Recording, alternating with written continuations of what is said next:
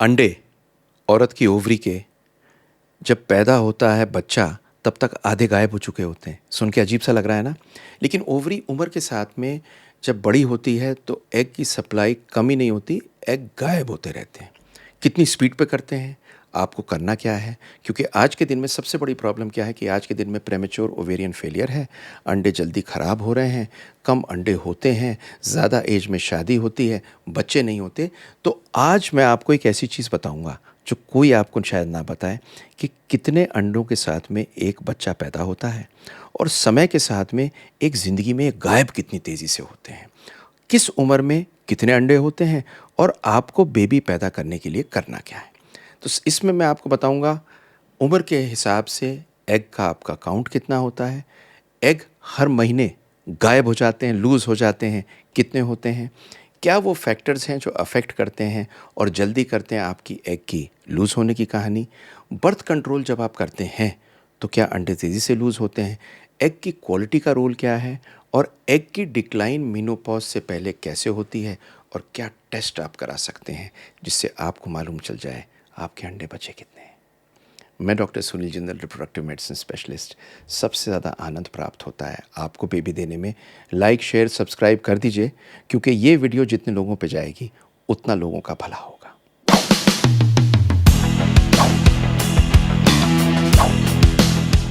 Counting female eggs before and after birth, मतलब बच्चा पैदा होने से पहले कितने अंडे थे, बाद में कितने अंडे हैं, हर साल कितने कम हो रहे हैं, इसकी काउंटिंग बहुत मुश्किल है। फिर भी साइंटिफिकली ये सारी चीज़ें निकल के आई हैं।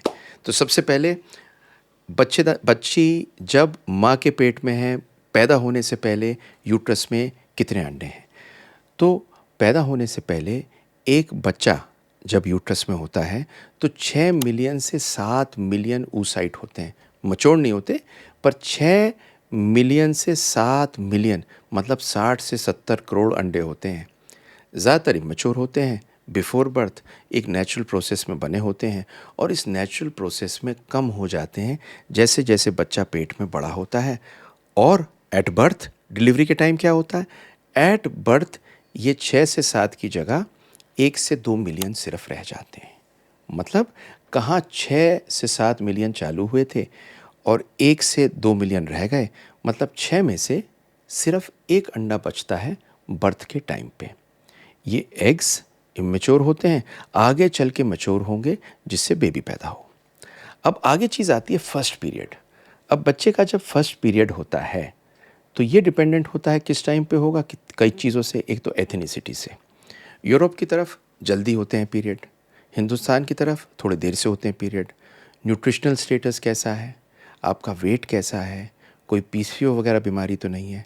पर यह देखा गया है कि फर्स्ट पीरियड के दौरान में जो नॉर्मली 12 साल से 13 साल के बीच में होता है, ये देखा गया है कि पहले मेंस्ट्रुअल साइकिल में आपके पिबर्टी के टाइम पर बहुत से अंडों की डेथ हो चुकी होती है।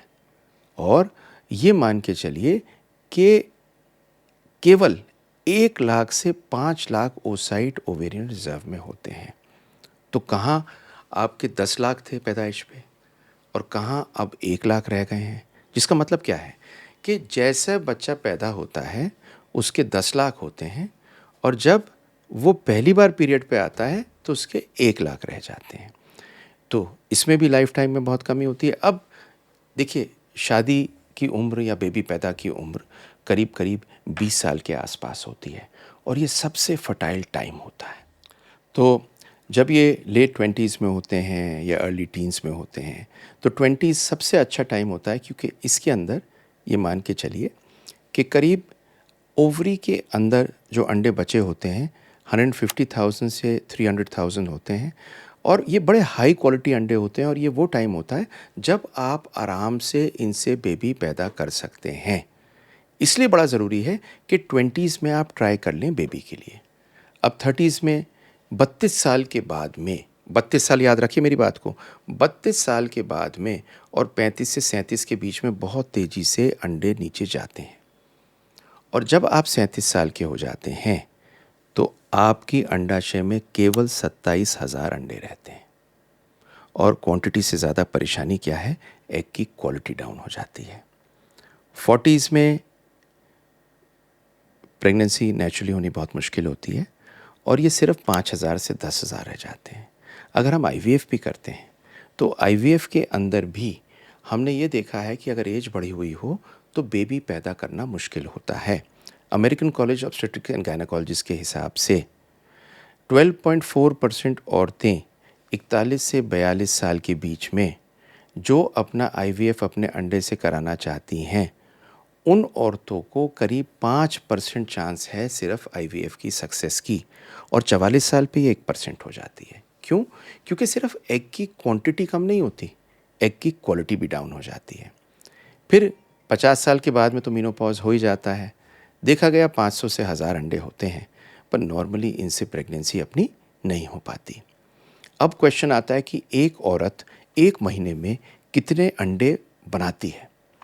तो देखिए, नया अंडा तो कोई बनता नहीं, जो बने हुए अंडे हैं उनकी सप्लाई है, उन्हीं में से मैच्योर होते हैं। पर ये माना जाए कि 1 या 2 अंडे ही मैच्योर बनते हैं हर महीने में। लेकिन हर महीने में लूज़ कितने अंडे होते हैं?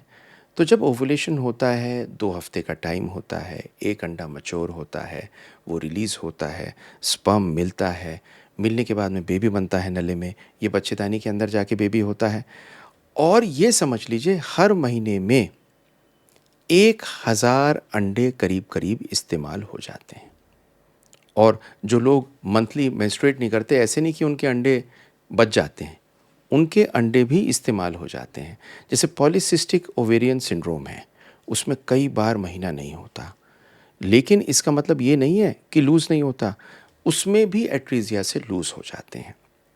फिर एक क्वेश्चन पूछते हैं कि क्या आईवीएफ या एग फ्रीजिंग से मेरी सप्लाई कम होती है? बिल्कुल कम नहीं होती। एक महीने में जितने अंडे नॉर्मली बनने होते हैं, नॉर्मली स्टिमुलेशन में उतने ही इस्तेमाल करके उनको सबको मैच्योर करके बाहर निकाल लेते हैं। तो अगर आप आईवीएफ कराते हैं तो उसकी वजह से कोई आपके अंडे कम नहीं होते। फिर what affects and how many egg does a woman have? क्या-क्या अफेक्ट करता है? तो अब ये बोल रहा हूँ, सुन लीजिए। स्मोकिंग अफेक्ट करता है। डेटा ये कहता है कि सिगरेट रिड्यूस करती है एग सप्लाई को और क्वांटिटी और क्वालिटी को भी कम करती है। अगला, अगर आप अल्कोहल ज़्यादा करते हैं, वो भी ओवेरियन रिज़र्व को कम करती हैं। अगर आपके खाने में फैट ज़्यादा है और एक्सरसाइज कम है, ओवेरियन रिज़र्व कम हो सकता है। एंडोमेट्रियोसिस एक ऐसी बीमारी है जिसके अंदर एग की क्वालिटी और क्वांटिटी दोनों खराब होती है, और कुछ जेनेटिक बीमारी हैं।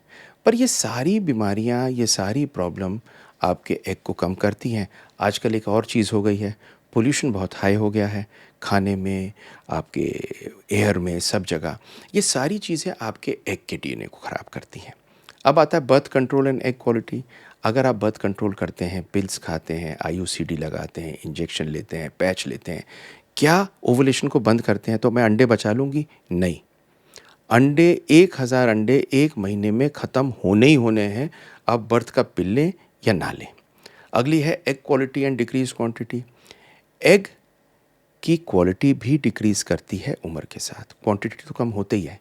क्यों? क्योंकि जो डीएनए अंदर होता है अंडे के, वो समय के साथ में और पोल्यूशन वगैरह के साथ में पुअर होता है।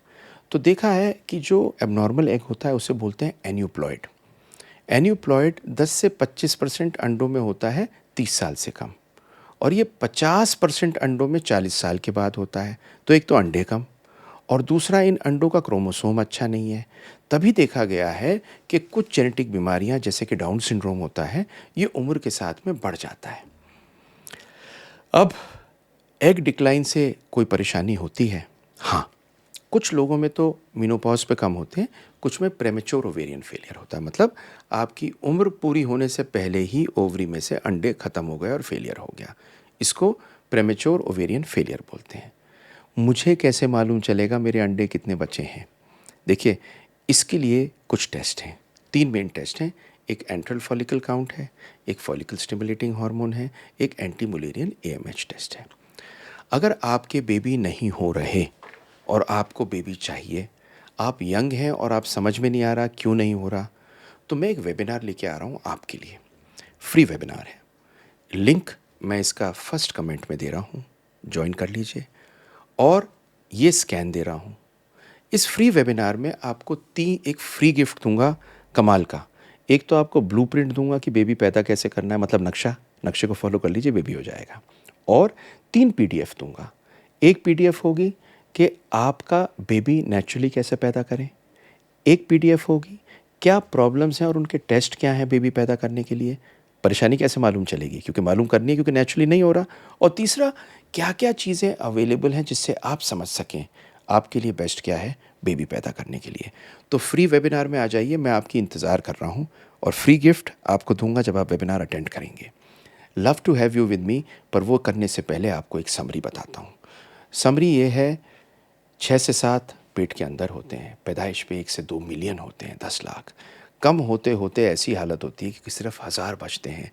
बच्चे को जल्दी पैदा कर लीजिए, 20s बेस्ट टाइम है। ये जो पुराना ज़माना होता था जब टाइम पे शादी होती थी और लोग कहते थे जल्दी बेबी कर लें, सही था। I would love you to have a baby. Like, share, subscribe कर दीजिए। मेरे फ्री वेबिनार में आ जाइए, इंतज़ार कर रहा हूँ आपसे बात करने के लिए।